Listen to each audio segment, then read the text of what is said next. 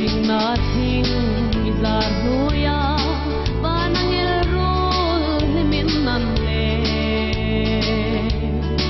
Odutun la kol bengita Israel tang king ni matum.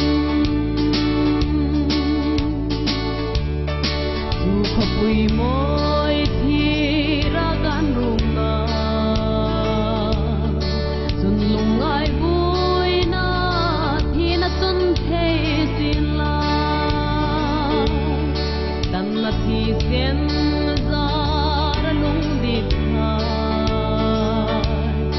Kovela hin o lo chetang ye kata. Oshing nothing is our ruya, banang elrol himin nanle. Odutun la kol bengita Israel tang king ni matum. Pepeiti wo tayon now high.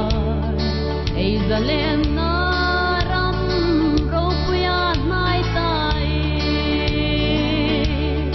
Tutalungay trap le pui nahi.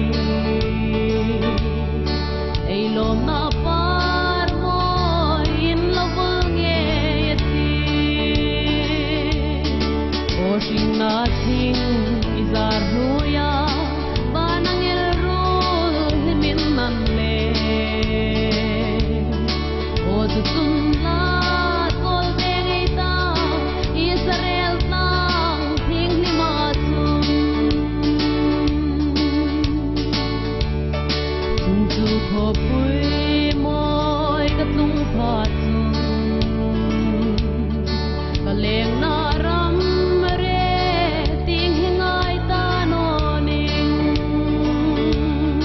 Biram tele alal chung patum.